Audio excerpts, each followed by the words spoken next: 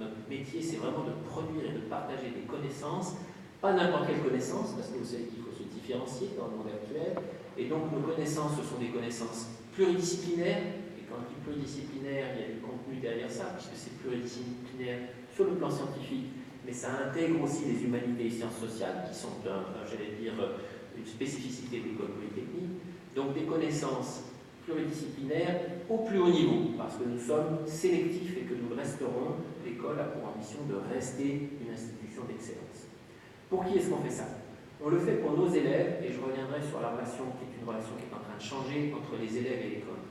Donc, notre premier client, ce sont les élèves. On produit, on partage des connaissances pluridisciplinaires au plus haut niveau pour les élèves. Pour les entreprises, parce que les entreprises ont besoin de nos connaissances, et pour la société, parce qu'on garde bien sûr un rôle d'intérêt collectif, un rôle de diffusion du savoir à l'ensemble de la société. Comment est-ce qu'on fait ça? On fait ça en retrouvant là aussi les valeurs qui étaient celles, j'allais dire, de la création de l'école. On le fait en promouvant l'esprit entrepreneurial et l'audace dans nos enseignements et dans la recherche. Quand vous avez tout ça, vous avez un petit peu le cœur de la façon dont nous essayons de dessiner l'école polytechnique. Alors, pourquoi est-ce que c'est un défi? C'est un défi parce que nous sommes engagés dans une compétition redoutable. Je suis arrivé dans cette position il y a un petit peu moins d'1 an, avec l'idée que notre grand compétiteur, c'était l'école centrale, qui va avoir bientôt des promotions de 800 élèves, juste à notre porte, au Moulon, de l'autre côté de la Nationale 118. Ce n'est pas exact, ça n'est pas une bonne analyse. Notre compétition, ce sont les grandes universités et les grandes écoles internationales qui aujourd'hui viennent chasser les bacheliers dans le monde entier, mais même en France. Et si vous regardez, vous tous qui êtes dans des, j'allais dire, des classes instruites aujourd'hui et probablement aisées, puisque vous êtes passé par cette école, vous voyez bien que de nombreux jeunes, ceux qui arrivent juste après bac, aujourd'hui, se posent la question de savoir s'ils vont faire le cursus grande école, prépa grande école, ou s'ils ne vont pas plutôt partir dans une des grandes écoles qui sont soit à nos portes en Suisse, soit à l'autre bout de la Méditerranée en Israël, soit de l'autre côté de l'Atlantique aux États-Unis. Et ça, c'est une concurrence à laquelle il faut que nous soyons très vigilants. Les élites mondiales, aujourd'hui, il faut qu'elles continuent à avoir envie de venir à l'école polytechnique, les élites françaises bien sûr, mais aussi les élites mondiales. Et ça, c'est une compétition redoutable. Pourquoi? Parce que ces compétiteurs que j'évoque sur le cliché, alors vous savez que la bonne règle de marketing, c'est qu'on ne cite jamais ces compétiteurs, mais à cet instant, je ne fais pas du marketing, je partage avec vous mes préoccupations. Ces compétiteurs, ils sont extrêmement bien financés. On voyait récemment l'école polytechnique fédérale de Lausanne.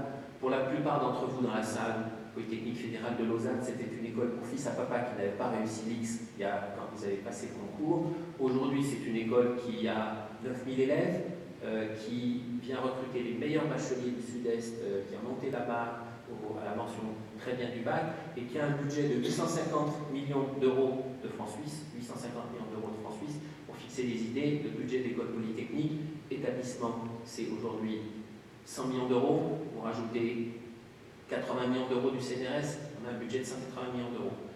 Lausanne, 850 millions, dont 550 viennent du seul État suisse, et le reste, c'est de l'argent qu'ils trouvent par des contrats, des ressources propres qui génèrent par leur activité partenariale et la générosité de leurs anciens.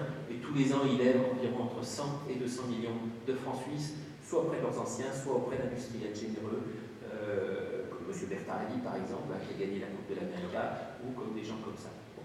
Donc, très bien financé, très expérimenté dans le fundraising, très visible dans le classement de Shanghai. Et nous, que sommes-nous à côté? Nous sommes toujours la première école de France, et ça, c'est un défi qu'il faut relever tous les jours, parce que les autres aussi font la même analyse et sont engagés dans une démarche de croissance.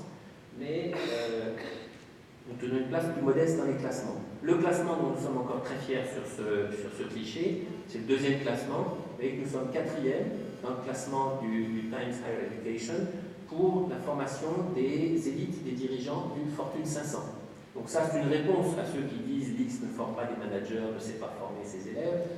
L'X est quand même 4e mondial, derrière Stanford, derrière la Tokyo University et derrière Harvard, je crois, ou MIT.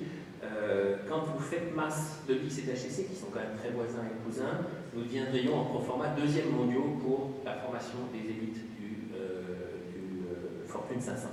Donc, c'est un bon résultat. C'est un bon résultat qui est dû à vos générations, parce que ceux qui dirigent les entreprises du Fortune 500, ce sont rarement de jeunes élèves. mais notre ambition, c'est de conserver cette place dans la formation des élites. Pour le reste, je vous ai mis là les classements qui sont honorables, mais je n'ai pas mis le classement de Shanghai. Dans le classement de Shanghai, l'école polytechnique, aujourd'hui, elle est aux alentours du 300e rang. Donc, c'est un sujet, évidemment, en termes de visibilité, même